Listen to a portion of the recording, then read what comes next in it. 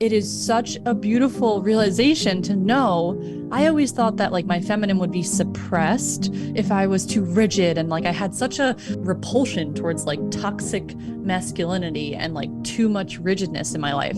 But then I realized like, wait, my feminine energy can actually flow more with the structure around it. And I can actually tap deeper into like my creativity if I have the boundaries in place and the schedule in place. And I started to have like such a deep understanding of what it truly means to have that balance of the masculine and feminine, which I don't think I've had. And it was a huge awakening moment for me.